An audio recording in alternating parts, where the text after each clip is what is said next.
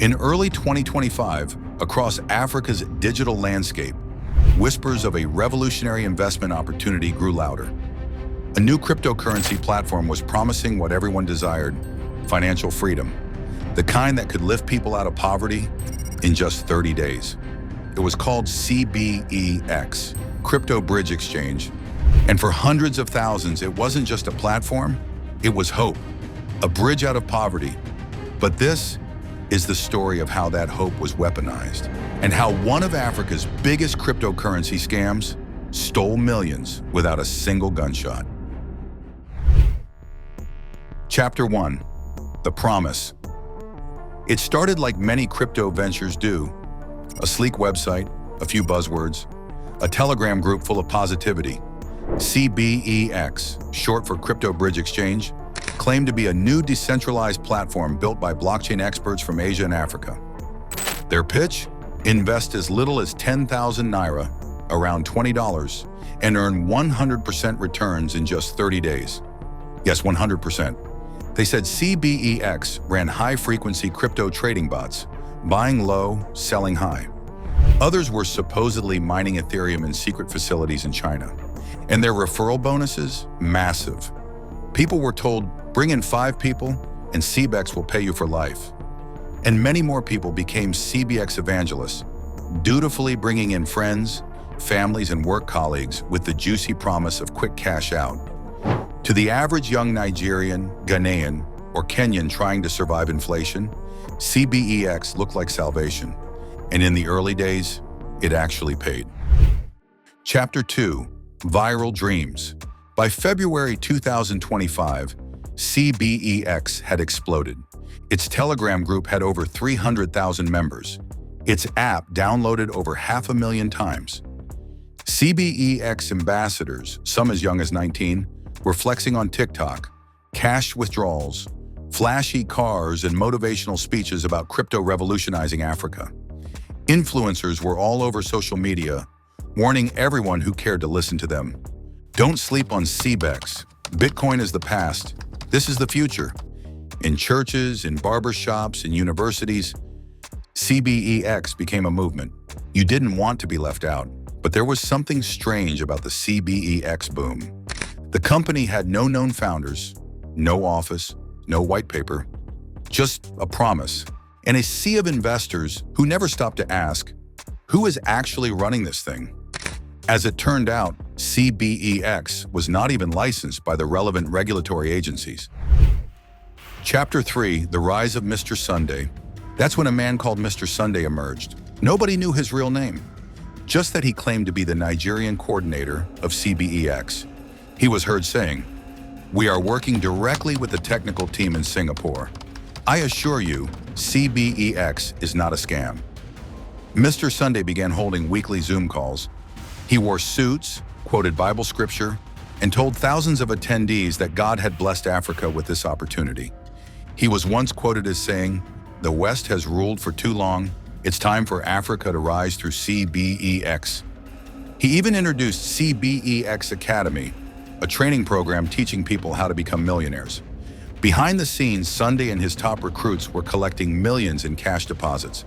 Some organized local CBEX offices in Lagos, Accra, and Nairobi. They weren't employees, they were just investors who believed so deeply they sold the dream to others. But then, something happened that changed everything. Chapter 4. The First Cracks. In early April 2025, users started complaining. Withdrawals were suddenly delayed. The CBEX app displayed network errors. Mr. Sunday reassured everyone, it's just maintenance. But then CBEX's official website vanished. Telegram admins stopped responding.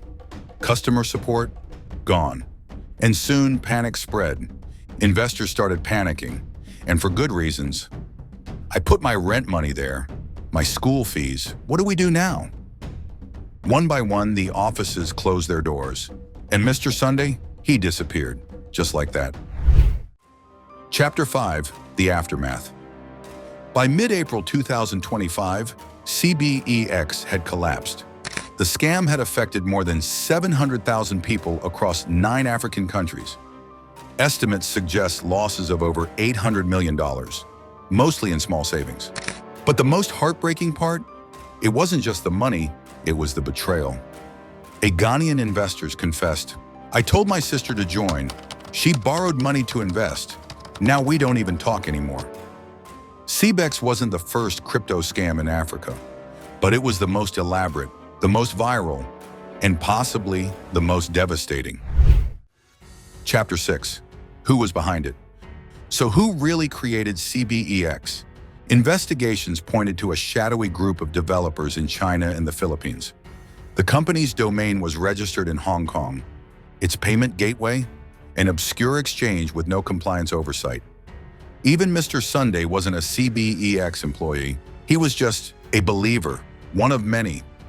Local financial crime commissions, in collaboration with the Interpol, launched an inquiry. But with crypto's untraceable architecture, little could be recovered so far. The real face of CBEX remains unknown while the people who lost money lick their wounds. Final chapter. Lessons from the ashes. CBEX didn't die with a bang. It faded into silence. No press release, no arrests, no justice. Just broken dreams and vanished wallets. For many Africans, this wasn't just a scam. It was a catastrophe. Students lost tuition, mothers lost savings, entire families lost trust in the promise of financial freedom, and that's the dark irony.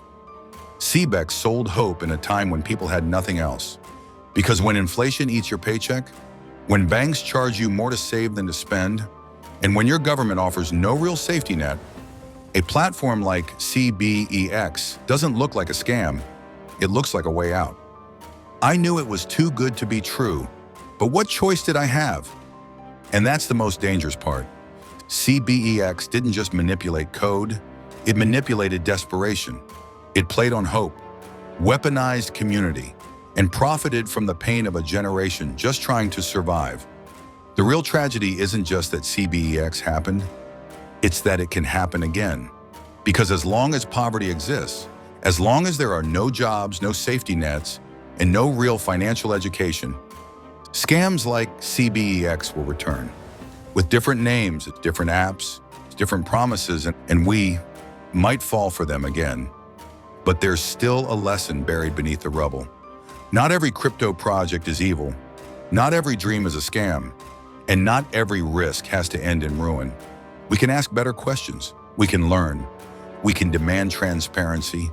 And maybe, just maybe, we can build a system that doesn't need scams to feel like salvation. CBEX promised riches, but what it really exposed was the value of trust and the price of desperation. Over 700,000 people were affected by the CBEX scam. Most will never recover their funds. But if this documentary reached you before the next one does, maybe that's something. Subscribe for more real stories that expose, explain, and empower.